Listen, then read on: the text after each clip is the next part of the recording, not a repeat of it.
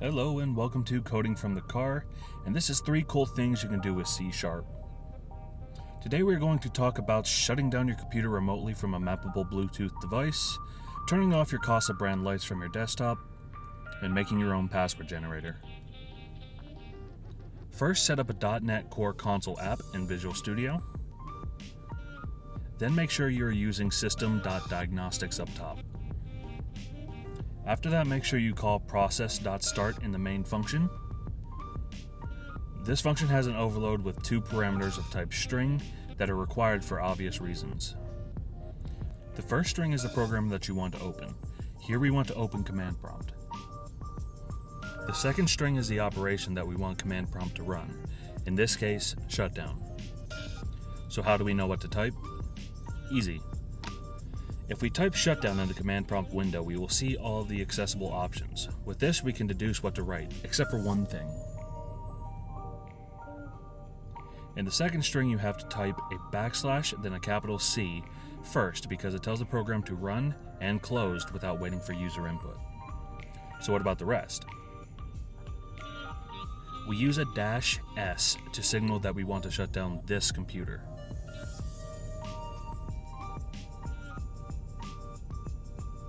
We use a -T and a 0 to signal what time frame we want the shutdown to happen. In this case, -T0 means immediately. Now, all you have to do is test it. I mapped my trackball mouse to open the program when both top buttons are clicked.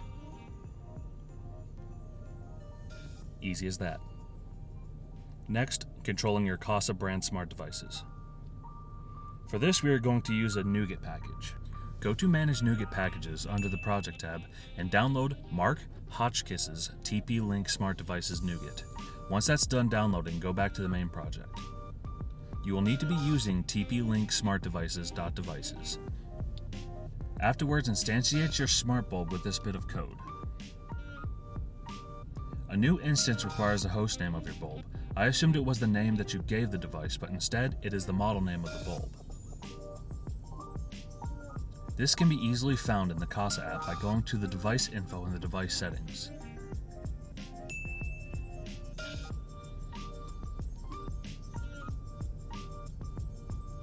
Next, all you have to do is write whether it should be on to true or false.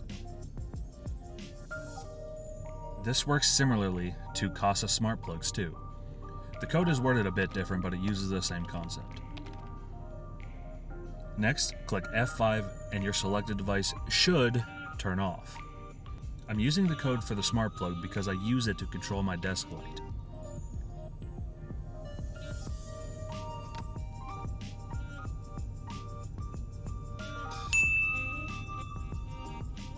If it worked for you, great. Although the astute of you might have a burning question. What if you have 2 of the same plugs or bulbs? Bravo! Brava! Very good. I have 3 of the Casa smart plugs controlling different things in my room, and I can't find anything within the NuGet that can differentiate between the 2. It might be because I've been strucken with the 3-headed big dumb, but as it stands now, this only works if you have only one model of the device set up. If I'm wrong, let me know in the comments. Oh, great. On to the password generator. If you're anything like me, then that means you're highly addicted to pizza like some weird reverse transformed Teenage Mutant Ninja Turtle. And also bad with passwords. This is going to be a fully fleshed out idea in the future. Right now, I'm working out the kinks. First, the only using statement you need is using system. After that, set up a private static string and int. And instantiate a random class variable.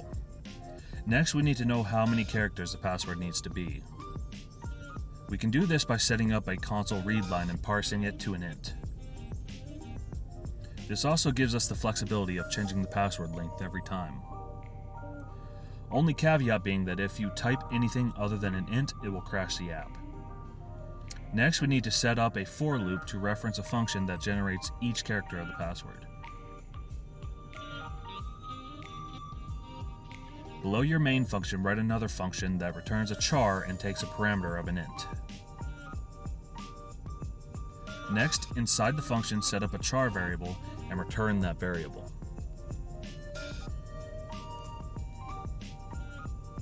Next, we are adding a switch case to switch between the 4 types of characters we will be generating. The expression is the parameter that we are passing into the function. The variable random will be a generated random number between 1 and 4 when we set it up in the for loop we wrote earlier. This number points to one of 4 random number generators that, when cast as a char, will convert to an ASCII character. This doesn't need to be done the way I did it, so look at an ASCII chart and decide for yourself which characters you want generated.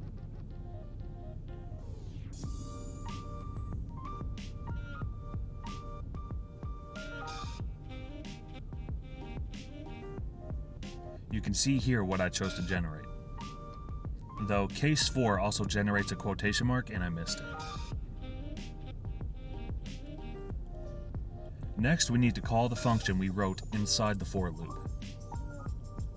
We need to use the plus equals operator to add to the string we declared earlier to assemble our password.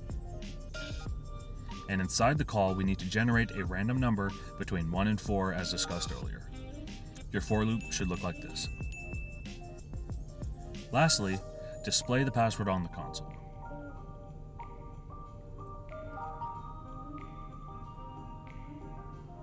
Now, when you run the app, it should ask you how many digits you want and generate a password for you.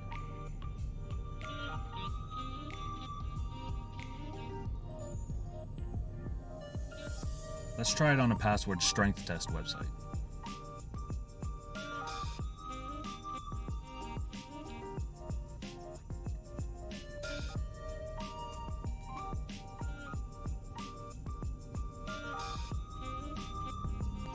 This password is apparently as strong as Fort Knox and will take 7 million trillion years to crack.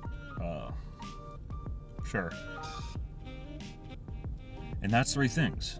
Okay, thank you for watching. That's the one. Like, comment, subscribe if that's what you're into, and I'll see you in the next one. Okay, bye.